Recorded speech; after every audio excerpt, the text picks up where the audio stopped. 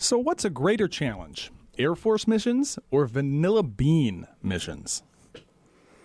Well, that's a magical question, isn't it, Conrad? Yeah, I enjoyed being in the Air Force. I entered in 1991. Yeah. And graduated out of Halstead, Norman County West, just in Halstead, Minnesota. And was in for over 23 years, almost 23 and a half. So we're in the Air Force, we're enjoying it, faced the challenges, but I retired and found my new challenges with a new mission. So what do? We're now alone and trying to spin up a new desire and a new passion. So here I am trying to form Hanson's Vanilla Co. And that's my new desire now. And which has been more challenging?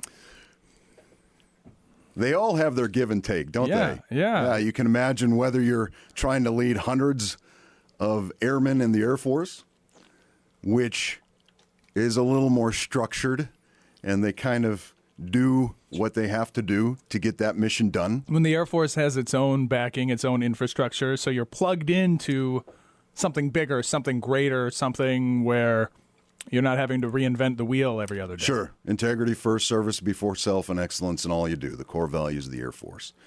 So you have that, and they're doing what they do what you have to do. But now you're trying to build this mission on your own. You don't have the Uncle Sam's credit card anymore, which sure helped. It sure helped. And their wallet. But now we're trying to spin up. So you have your absolute own challenges now in this civilian sector. And that's what I think some new challenges have birthed themselves. Well, welcome to the show where we explore the who, what, where, how, and why of the extraordinary people who define our north of normal metro. I'm Conrad Fargo, and this is the Fargo Five. Today we have John Hanson, owner of Hanson's Vanilla Company. And, John, I know you. A couple people brought us together. Yes, they did. The first person was Ebony, another military individual who you and she have done some work in the past. She knows you. She said, hey, I was on. She's a previous guest of the show. She said, I know John. You should have him on the show.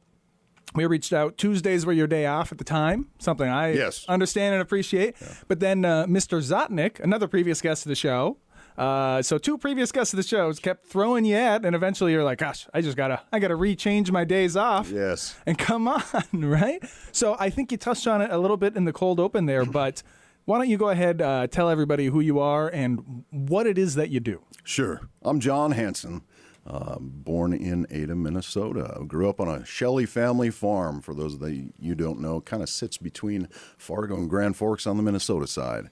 So, graduated out of Halstead in 1991, and I can't believe it's been that long already. But I retired from the Air Force in 2015 out of Oklahoma and moved to Kansas City, where we were until 2 years ago. Yeah, so you were out in Oklahoma for 20-some years. No. We were just there for 2 years. Okay, where were you for the... Well, the reason I ask, it sounds like you say you're from Minnesota originally. So from Minnesota you have a little bit of an accent.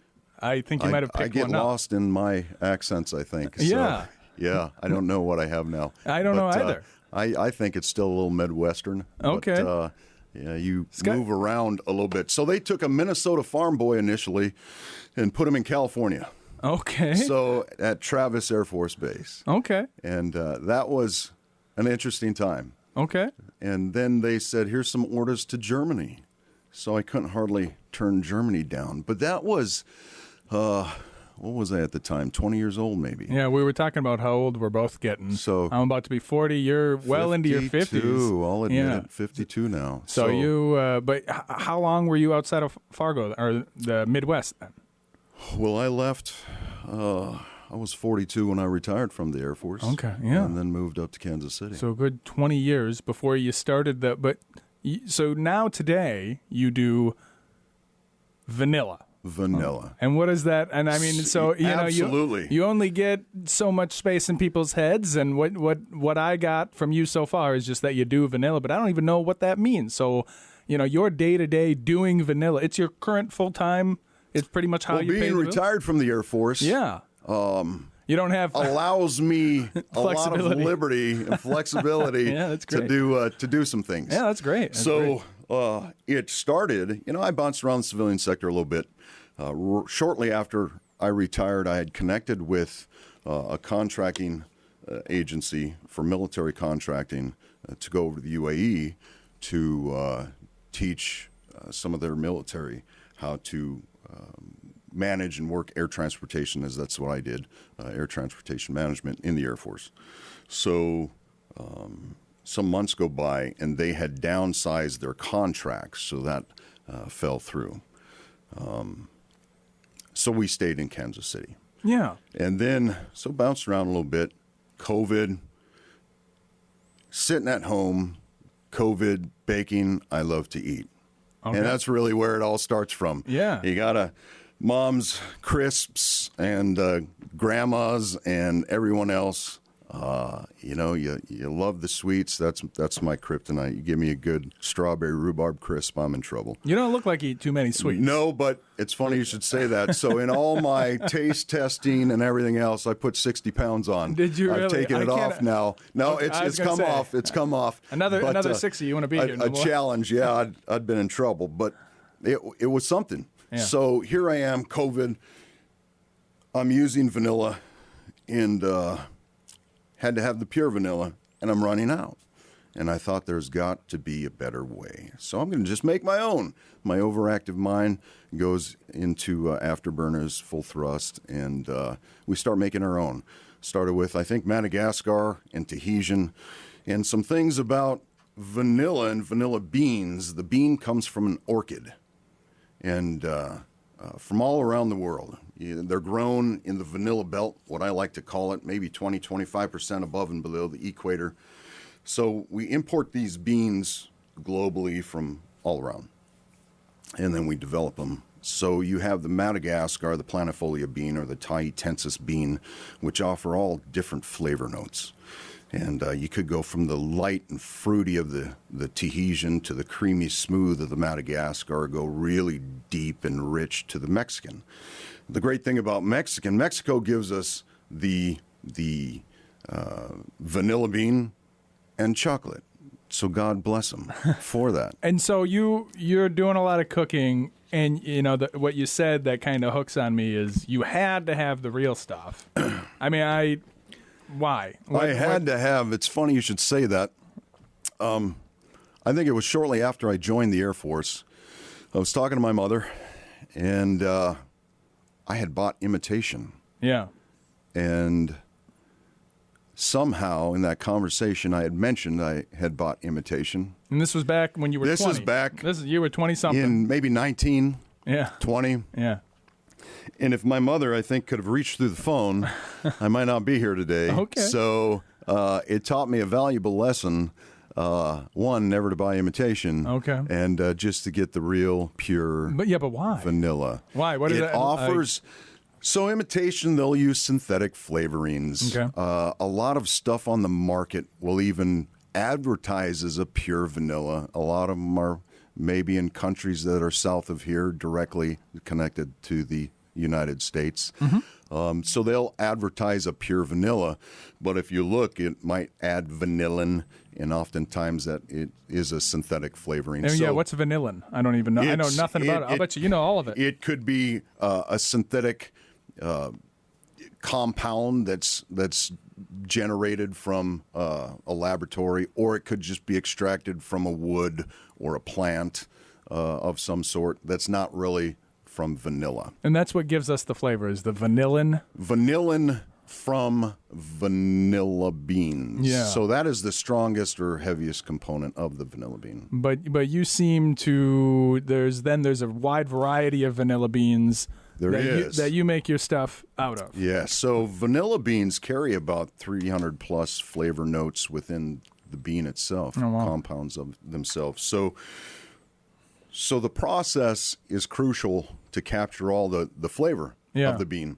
If you ever go to the store and see plastic clear bottles, run away, step away, because vanilla's UV sensitive. Okay. So if bottles have just been sitting on a shelf, it's the lights and UV aspect of things are destroying the flavor of that vanilla. And that's just something you don't want to get into. No matter what it is. I think sitting in my shelf at home right now, I've got like a big bottle of Costco vanilla that's in a clear... I wasn't going to mention that brand, but yeah, they'll have a big bottle of that stuff in a clear plastic something. Yeah, it's quite affordable. It is quite affordable, and they make it that way because... You're getting what you pay for. But where I wanted to start was with where you're at today, and then maybe peel back the onion. So you have a shop, right, in town here? Is it a storefront? Or downtown. You just... We don't yet, and we're hoping to have a storefront. I was hoping by, in my very eager self, before the holidays this year. Yeah. Mind you, that mindset was last year, but it doesn't look that way. So where you're at now is you're strictly a producer and we produce. And seller. Seller, do you sell? We sell at hansonvanilla.com. Yeah. And we're on walmart.com. So that's... Was that challenging to get listed on there? It was a little bit. I'm trying to get listed. Are you not on Amazon? Not listed. I imagine I was on Amazon. Yeah, what happened there? I was on there for about 4 or 5 months. You couldn't even find me unless I threw loads of cash at them. But what you could find are all these because my thing is this pure Mexican vanilla. When you brought like a whole spread, and that's that sample station, you just walk around with that, or? Well, typically not. Typically, it's at my canopy or booth wherever I have. Okay. But I wonder. So I've got this pure Mexican extract. Okay. And that was my push. I love the depth of that pure Mexican. When we have time, you can smell it, and we'll talk about flavored honeys and all kinds of stuff we have. But you can't just go down and get a great, flavorful Mexican vanilla. But on Amazon, you can get these, what they call pure Mexican vanillas, but they're not pure. You'll find this vanillin in there and other synthetic flavorings that are artificially flavored. They'll say it right on their label. But up front on this big label, they're claiming to be pure vanilla. How do they get away with that? That's exactly my point. So I'm emailing Amazon and trying to let them know, hey, you guys are advertising this false advertising,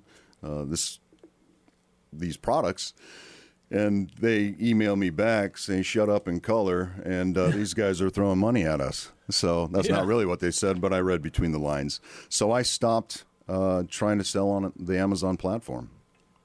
In another life I sold on Amazon, but that was 15 years ago at this point, so I'm sure things have changed a lot. I'm sure, especially in that food market. Yeah, and so you found Walmart's easier. So you don't yet have a storefront, so you're more producing back end. This probably falls under cottage industry. It's kind of that. It can if you sell at the market or markets, you can fall under a cottage industry. If you sell commercially, then you need to be licensed through that. And you state went and got that as well. Correct. Yeah. Okay. Yeah. And so are you in a bunch of restaurants as well? Or are you mostly just doing vendor shows? We are in Luna Market. We sell at First Avenue Market. Downtown. Yeah. And I think Luna Market might still have some of our stuff. Oh, that's great. If you don't, Luna Market, please reach out. But so we're in a couple spots. We want to try to expand. Shields, want to try to get into Shields. And so you're day to day, because you're just a single man, just trying on his own. I'm doing. You're trying to get this done. This is just my deal. Yeah, you're still in the launch phase. Then I would say almost. Or do you consider are you I don't looking? know. It's technically launch phase. Yeah. So is your day to day similar, or is it always different because you're constantly Are you constantly evolving?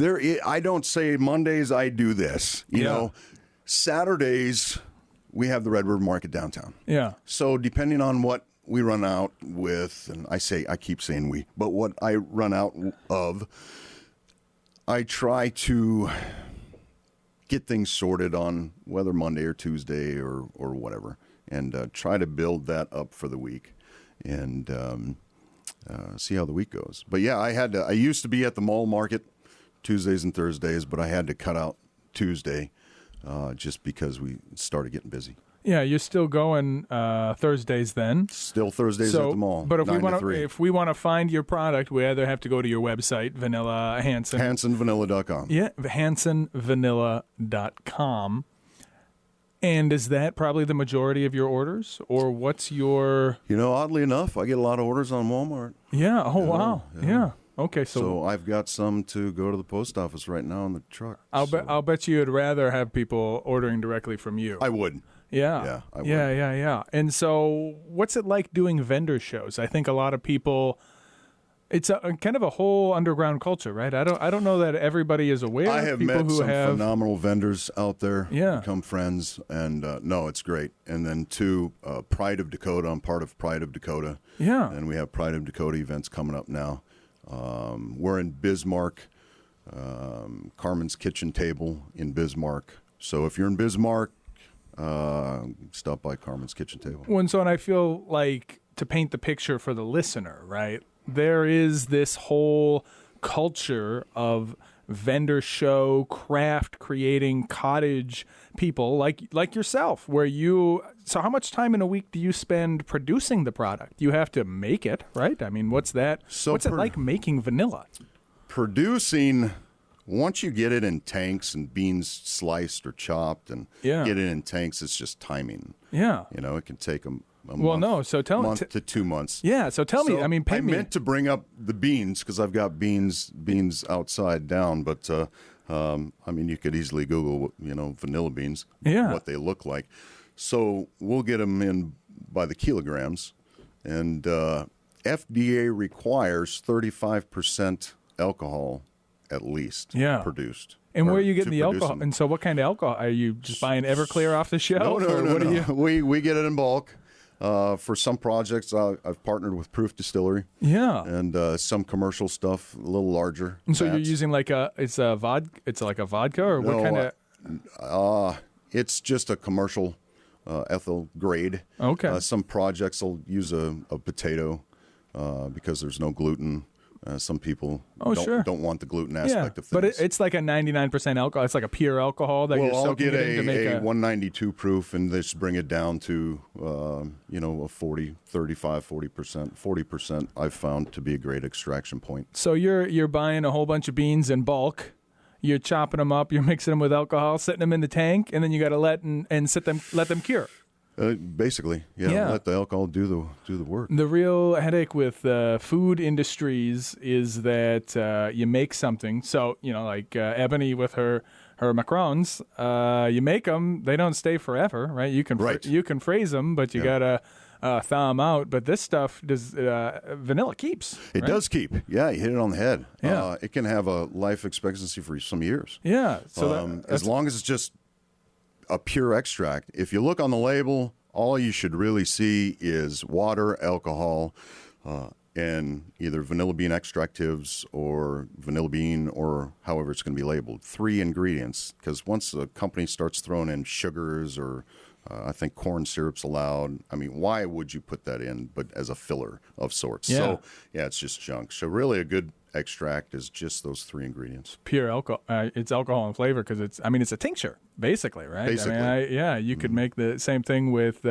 all kinds of herbs and other medicinal things if you wanted to. Sure. It's very similar setup, similar structure. Have you ever thought of expanding out, or you seem to feel that vanilla itself is such a complex because you've got so many different kinds of beans. Yeah. So right now we're doing a Madagascar, the Tahitensis or the Tahitian bean, an Indonesian Madagascar blend, which is kind of my go-to. It's just because it offers that creamy, smooth. Indonesian is a little darker and sweet. Mexican is really deep. So you've made your own special blends. Ugandan is also just a great bean because when it's developed, it's a little darker with some chocolatey notes. We made a vanilla cinnamon So if you like cinnamon, the cinnamon vanilla is just outstanding. This season, we have an apple cinnamon vanilla, and just came out with that and balled that up. That's astonishing. You drink much whiskey? You much of a whiskey guy at all, or wine? Like those are all worlds where you can really fall down a rabbit hole. Yeah, that's a big rabbit hole. And then making your own. This strikes me as being very similar to that, as being like you start. Well, and then I want to do a barrel aged. Yeah. Here last year, I started aging some of my vanillas for at least 6 months. Okay. So I have a barrel aged line, which offers, because oak barrels have vanillins in themselves. In the oak itself. Yeah. So you're extracting. After we extract the bean, I'll take and put those extracts in barrels and leave it for another 6 months to extract additional vanillin from that wood, and then that oakiness from the wood, and it's just incredible. So the production probably isn't the majority of your time. Most of your time is being part of that, and that's what I kind of wanted to paint the picture for the listener, is that there is this craft vendor show culture where you've got, like, there's the markets, the weekly markets that you go to, and then you probably go all around the state. You probably went to Proud in North Dakota, other things along those lines. How often are you going to a vendor show? Well, Thursdays and Saturdays here, Yeah. But that dries up October 25th. Okay. So I need to find out what else I can do after that. Okay. point. So, yeah. Yeah. And so where does this all come from? And that's where I'd like to go next, is where does the idea come from? You said you were making cookies during COVID, or how did you say? I was just baking. I think it was a crisp or something, and cookies, just doing baking and eating probably too much. And just running out because, folks ask me even now, how much vanilla do I use? I said, that's baker's choice. And you got to use what you're going to use. So that's what I was doing and running out. And I got tired of running out because back then, too, vanilla was a little more expensive. And so really, I mean, the thought was, I'm just going to start making my own because I'm going to make my own. It's too much off the shelf. Too much. That's I want to get like the Lifetime movie original play-by-play of that conception and moving forward. Like when you get the idea into your head, I'm just going to start making my own. Yeah, that you're that kind of guy? Oh, buddy. So I have a very overactive mind. Okay. Pros and cons to that, I suppose. But so I started out with a couple of varieties, and then learning about the different beans and the soils around the world. Take Madagascar as a planifolia vanilla bean. So you could have it grown, a planifolia being grown in Madagascar or Mexico or Hawaii, and it'll all offer different flavor notes. So, and you'd be able to probably tell the difference. And this is where you start. Like you started with learning all the variety of beans. I feel like it would be more slow. Like what was the very first?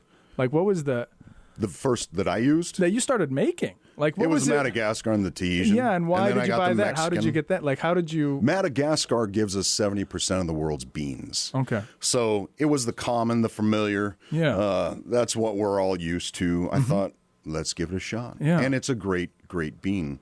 But I just don't want to stop there, God forbid. So the Tahitensis bean is a lighter, floral, little fruity, some cherry and fig notes to it. It's just a really different bean. And then you go to Indonesia and Papua New Guinea and just different places around the world. I want to get some out of Brazil.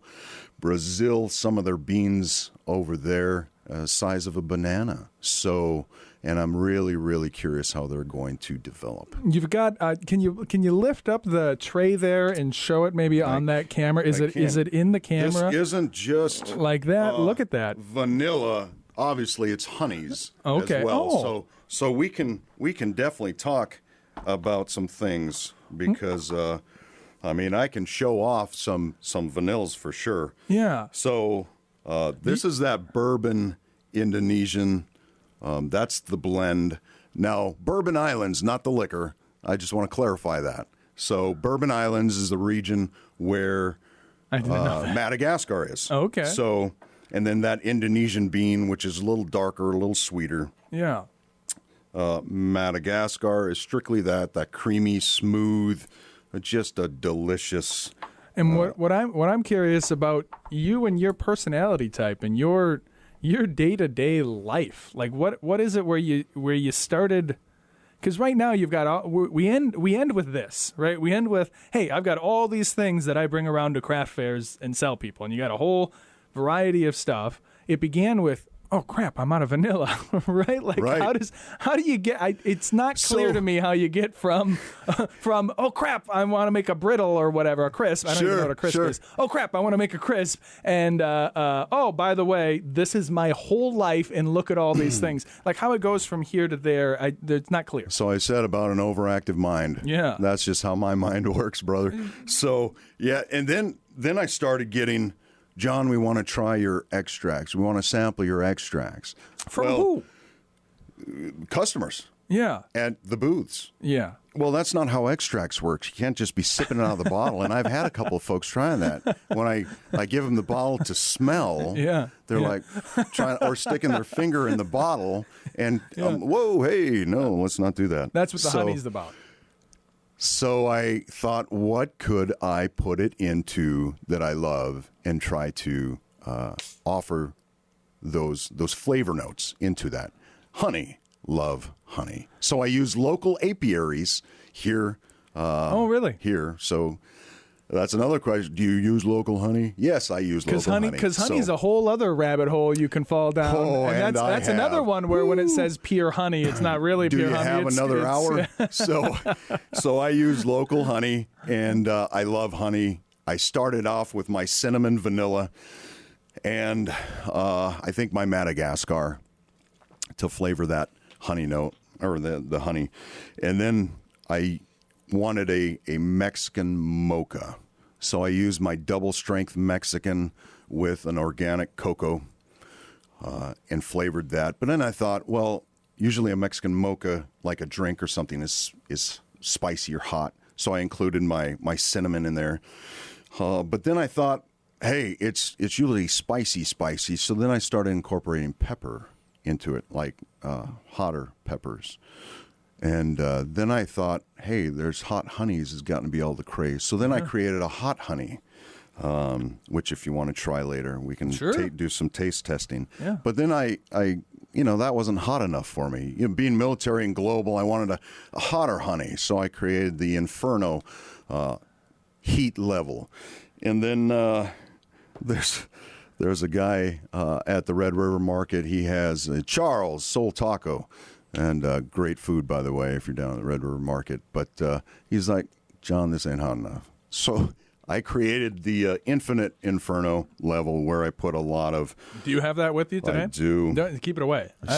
What is even the point? I don't understand why people like that. Hot. Well, so I had taken just the regular hot honey. Yeah. And I mixed it up with some barbecue sauce, and I glazed some ribs on it. So it's not just that. I mean, you get creative with it. Does barbecue normally have vanilla in it? Is that a common... I wonder if I haven't seen some with it. Yeah. So yeah, I've also partnered with Noble Smokehouse. They carry some of our vanilla. Yeah. I love Noble. So yeah, Noble's they're probably awesome. my favorite rib place. Great place to get some barbecue at. Yeah. So yeah, it's just because some of these I put some Scorpion and Carolina Reaper and please don't do that to me. Ghost pepper into it. Please don't do that to me. Cayenne and Scotch bonnet and I mean all that kind of stuff. I just don't get it. I mean I don't understand why people at a certain point you're just. I mean, and I like to put Franks on everything. Like I won't eat pizza without Franks. Like it's not like I don't like heat. I mean, it's the level of heat that you put in. I made the first two, I think, North Dakota friendly. So you can still kind of have it. But the last one, maybe not so much. Yeah. So, yeah. But then I made some for the season. I made a pumpkin spice honey and then an apple cinnamon honey, which is, I think, not too bad. So you say you've got an active mind. I mean, a lot of people hyperactive minds. They run in circles. I do a lot of things myself, but there's got to be something specific about you that, you know, I'm trying to put my finger on, because I can't. It's not clear to me what it is in your personality or in your past that would make you go. Like, there's just no real. I just love creativity, I think. Yeah, and always have. It doesn't strike me that a career Air Forceman, you know, is going to retire and make vanillas. I'm not sure how I'd take that. Yeah. Well, no. I mean, it doesn't. I love flavor. Yeah. And maybe that's it. Always love eating, love flavor. Yeah. And just the different aspects to it. And who was that guy that traveled around the world eating? I don't know. Oh, this is some years ago. He's passed away now. But and so when you were in the military, they shuffled you all around the world as well, I imagine. Around the world. So I went from and were you Germany, a vanilla hound at England, that time? Turkey. Or when? No. Well, I mean, always loved it. Yeah. But not to that extent. Yeah. So this is a new. And so the growth. What does it look like as that's growing inside of you? Like, as you're, like, the very first one, you sit down with it and you go, okay, well, I got to make my own. So where do you even order it from? Like, where does it even come from when you sit down to do? If I said to myself, tomorrow I want to make my own vanilla, like, where am I even starting? I have no idea. Well, you need to call me for some Ugandan vanilla beans. Yeah. But no, you weren't around. You can get, if you just want to buy beans and get beans. For and those is that out how you there, started? if you just want to make your own extract, go out and you can find vanilla beans. Make sure they're, because there's some not so good vanilla beans, but make sure they're reliable companies. Yeah. Do your research. But if you're going to make them, use an ounce of vanilla bean to 8 ounces or a cup of your chosen alcohol. Was it through trial and error? Were you just using stuff you had on hand? Did you? No, it was research. Yeah. I'm overly analytical. Yeah.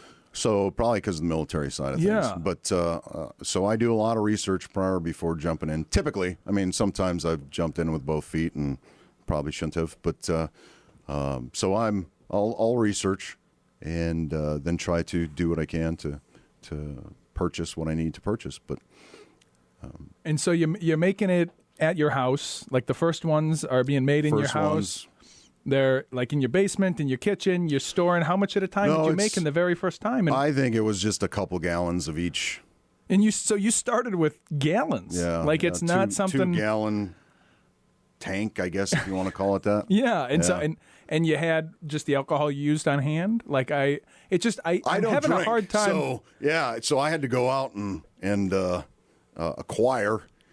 I don't even remember what I use now. So yeah, went and got some stuff and whatever it was. It seems so arbitrary to jump off so whole hog into something like that. Do you have a history of jumping into side projects that grow themselves? I probably do. And my kids, Is there anything else that's scaled up like this for you before? Like, not like this. Yeah. Not like this. My kids were surprised that I've expanded like this. They thought when I started this, it was just going to be another one of those things that Dad's doing. Yeah. So, yeah. Well, because I'm trying to paint and visualize the scenery, the picture. You wake up on a Saturday or a Tuesday because you're retired, right? So every day is kind of, what am I going to do today?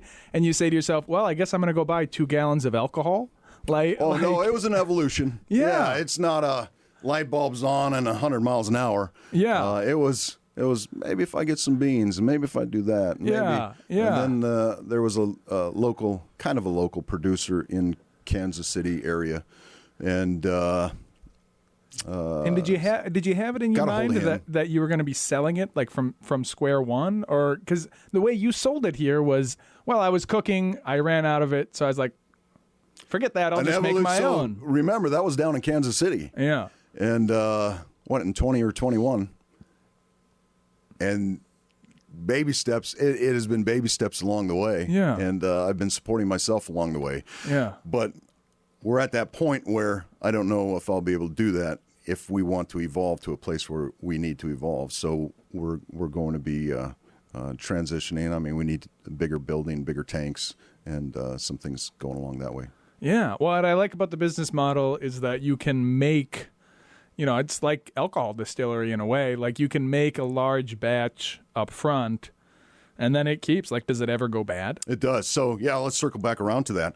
So because it's only those 3 ingredients, it's the alcohol that preserves it. So you can it'll keep for 6, 7, 8 years probably or more before that flavor kind of starts to fade. The flavor will fade after. So it's not like wine where it's getting better over time. It does degrade, rather. It will. That vanilla flavor will fade. Yeah, and so but you've got a 5-year shelf life. So as long as you turn it over in 3, you're probably good, right? Yeah. I mean, that's most production chains don't have that kind of. No, you'll see. That's good. You'll see, and I can't remember what they do, but most places will put an expiration date on there. But if you go into a store and maybe Watkins or McCormick's or whatever, I don't know what their expiration dates show, but if you see a pure vanilla extract with 2 years, they just want you to buy their product over again. Yeah. Yeah. I always wonder on those expiration dates because I dutifully throw everything away anyway. Because because it's I don't want to get sick in your mind. Yeah, I'm going to get sick. 2 years. I better go buy another one. So yeah. Well, why don't we? We've got about 10 minutes left. Why don't we move into the taste testing portion of the show? We can do that. I'm very interested. We can do it. So so you're going to give me a little bottle, and I'm going to sip on it. Yeah, we're going to throw a bottle at you. You're going to suck it down. So I fortunately brought some sample spoons in here. Oh, great. So you got like a Pyrex thing there. I do. That you pull the lid off. I recognize Pyrex.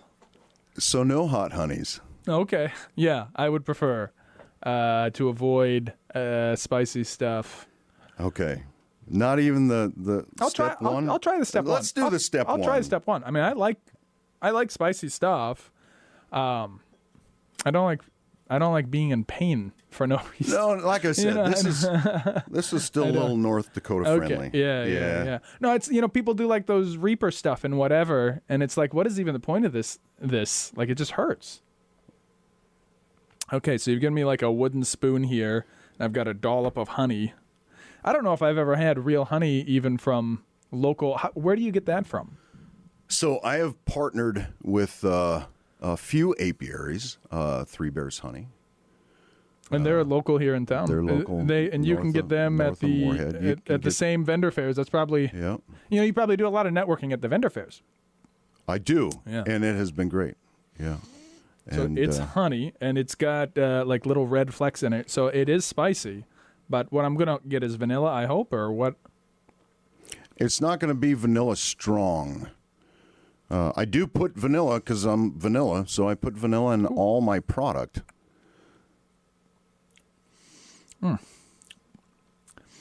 Yeah. It strikes me that it was probably a mistake to start with the spicy one, because now I'm going to have a hard time tasting the other vanillas. Maybe you get a drink. Maybe should have brought some saltines to empty the palate. Okay, that was very nice. Probably the overwhelming flavor is just the spice and the honey. It kind of makes it difficult to pick up on the vanilla itself. So, because the hot honey, I was leaning more toward the hot aspect of, not to be hot, but as opposed to focus on the vanilla aspect. Yeah, I don't know that I've had hot honey before. Because if you start incorporating too much liquid into honey, it just get too runny. It dilutes. And then you have to be careful with the expiration and pH factors. That was nice and thick. And so the heat kind of came up front. And of course it was honey, which I'm like, oh, honey, I know honey, and I eat honey a lot. Now that the heat is kind of fading and the honey has gone by, those vanilla notes definitely come through. And you get more of a vanilla mouthfeel. Good. Yeah, it's good. Good. So, but anyway, going back to, so I also deal with Darla at Dash Apiary in Valley City, and then Bob at Morlock Honey in Castleton. So, yeah, we deal with some of the local apiaries here around here. Is there a reason you chose to do wood spoons? Biodegradable. Yeah. Yeah. That's it. And that's important to you? It was cheaper. Okay. I guess it's important. We'll say it's important. So, all right. So now the seasonal honeys. Yeah. I did an apple cinnamon, which, if you like apple and cinnamon, do you? Yeah. Okay. Yeah. Who doesn't like? Well, I've had some. So Who don't like cinnamon? I love cinnamon. apple and cinnamon. Cinnamon's great. I know I don't look it anymore. I was once 300 pounds. Well, you've done well then. Well, you just have to quit eating so much.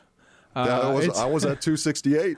It's hard to do that though. Flavor, right? So I'm big on flavor. So I love vanilla. Yeah. Because it adds a lot of flavor with very little Right. calories. And I love cinnamon for the same reason. Yeah.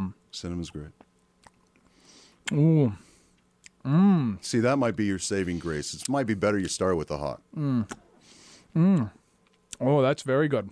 That's like it feels like cider. Yes. That goes down like a cider. Yeah. That's really good. So I kind of made it into that aspect of things. So next we have a pumpkin spice. Oh, seasonal. Seasonal for the season. honeys. Yep.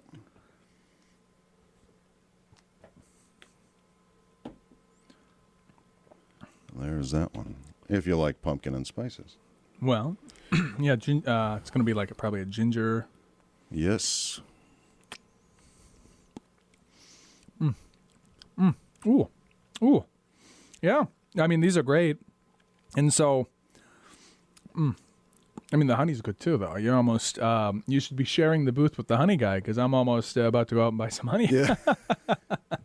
It's really good. Do a lot of people mix vanilla and honey? Is that pretty much a go-to mixture? Or usually when I have think not vanilla, seen anyone do it. yeah, when I think vanilla, vanilla and peanut butter is like my favorite thing. Like that's my favorite ice cream is vanilla ice cream. You must do a lot of ice cream. Wait till next year.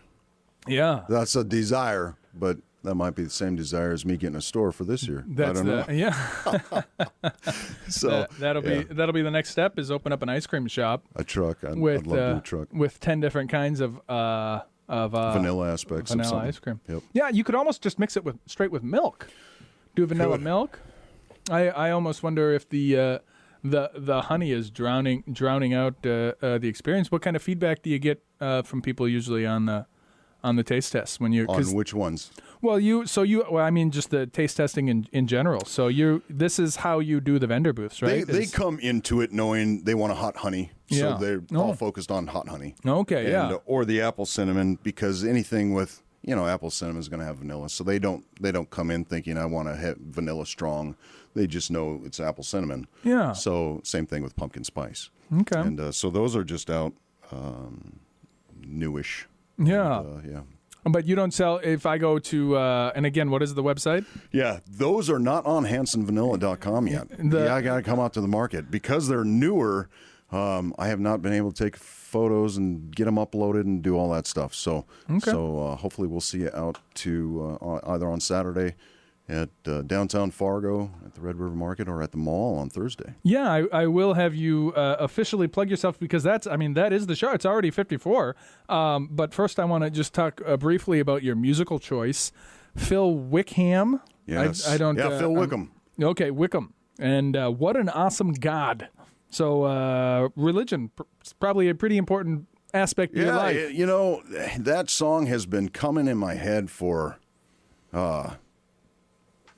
a month. I think it's a newer song. Okay. But we just serve. I only listen to like 70s stuff. Yeah, so I don't know 70s anything. and 80s is great, but you just our creator is just amazing and has done so much, and on this path that I've taken has done so much for me, for us, and listening to that song's just been powerful to me.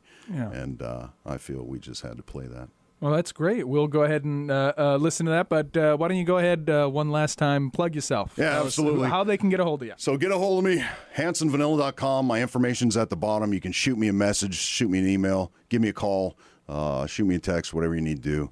And I'll get back to you or place an order on there. If you're interested in some of these seasonal honeys, you can do that. Just say you'd like to try to get some, or see me at the markets on Thursdays and Saturdays. All right. And of course, I'm Conrad Fargo. You can find me anywhere you can type in Conrad in Fargo. Probably actually not Walmart.com. That's that one is surprising. That I don't know. I wonder if they have a sound list, but there is one place. Have you ever heard?